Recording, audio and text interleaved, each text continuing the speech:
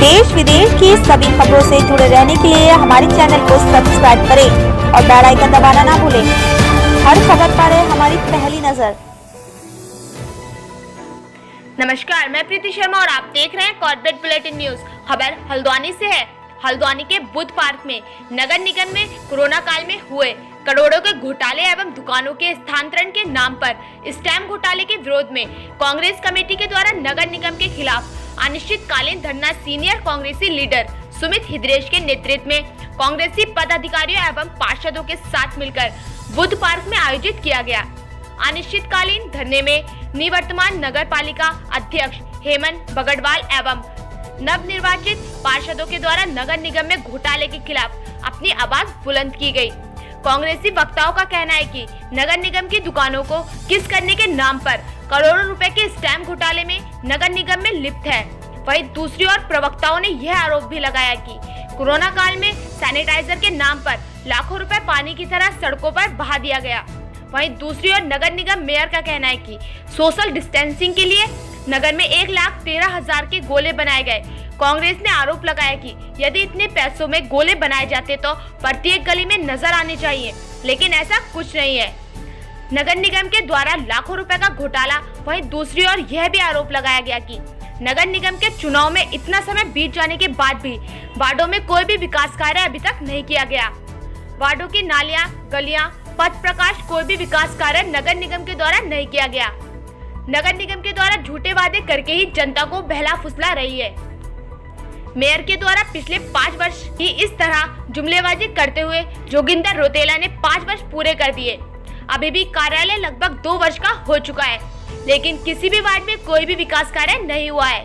वहीं झूठे वादे करने में मेयर आज भी सबसे आगे है।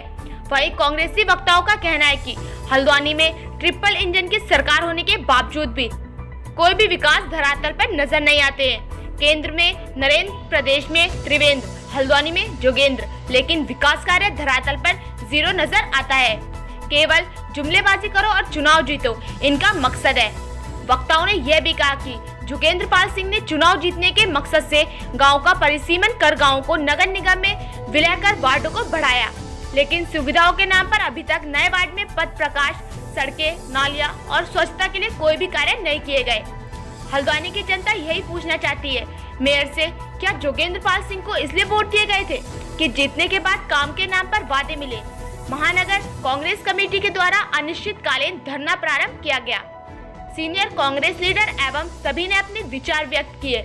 नगर निगम के खिलाफ आक्रोश व्यक्त किया। कांग्रेसियों का कहना है कि नगर निगम के द्वारा रातों रात अवैध निर्माण किए जाते हैं।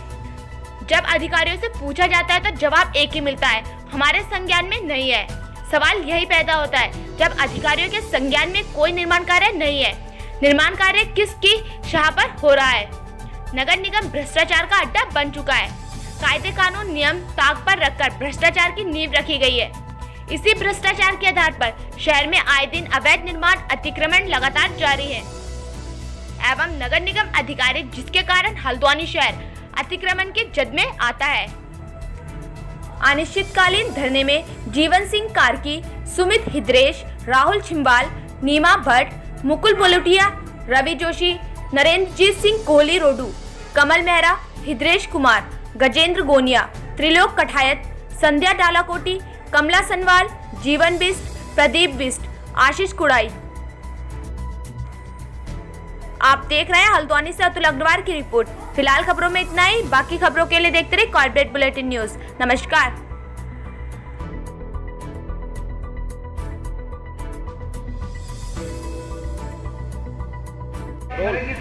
आज हल्द्वानी के बुद्ध पार्क में कांग्रेस कमेटी एवं नगर निगम के पार्षदों द्वारा नगर निगम में घोटाले को लेकर आज एक आमरण अनशन किया गया है। इनका आरोप यह है कि नगर निगम में करोड़ों रुपए घोटाला किया गया है। मैं कॉर्पोरेट बुलेटिन से रिपोर्टर अतुल अग्रवाल, हल्द्वानी। माध्यम से पता लगा है कि जो नामांतरण होता है दुकानों का, उसमें भारी घोटाला नगर निगम ने करा है। 155 ऐसी दुकानें थी जिनके नाम किसी और के थी, किराएदार किसी और को बना दिया गया, और जो अग्रीमेंट में स्टाम्प पेपर इस्तेमाल होता है जिससे उसे वैध माना जाता है, उसका इस्तेमाल नहीं हुआ। तो सरकार को स्टाम्प शुल्क में भी कई 100 करोड़ रुपए का नुकसान हुआ है। इसके लिए नगर निगम में जो लोग बैठे हैं वो जिम्मेदार हैं। मुख्य नगर अधिकारी ने अपने आप को इस पूरी प्रक्रिया से बाहर रखा, उन्होंने पहले ही हाथ खड़े कर दिए। उनको पता था ये गलत कार्य हो रहा है, तो किसकी शय में हो रहा है। और नगर निगम पूरी तरीके से भ्रष्टाचार का गढ़ बन चुका है। 1,06,000 रुपये कह रहे हैं आप, आपने गोले बनाए सोशल डिस्टेंसिंग के, इसका यानी कि मतलब है आपने 20,000 से ऊपर गोले हल्द्वानी शहर में बनाए नगर निगम क्षेत्र में। कहाँ हैं वो 20,000 गोले? सैनिटाइजेशन के नाम पे 60 लाख रुपए आप खर्च करने को बता रहे हो।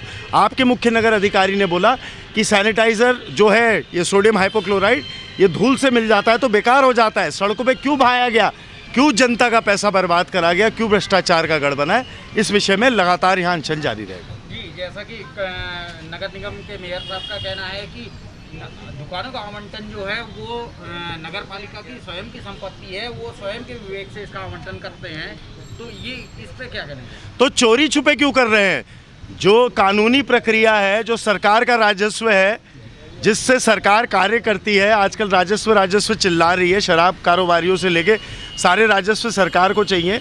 राजस्व की चोरी कैसे हो रही है? 100-100 करोड़ रुपए की स्टाम्प पेपर के बिना कैसे आपने नामांतरण करा दिया, कैसे अग्रीमेंट करा दिया? बहुत बड़ी इसमें घपला हुआ है। 155 दुकानें जो है इसमें हेरफेर हुआ है, पैसे की लेन देन हुई है, और मेयर साहब चाहे कुछ कहें, उन्हें सारी कहानी पता है।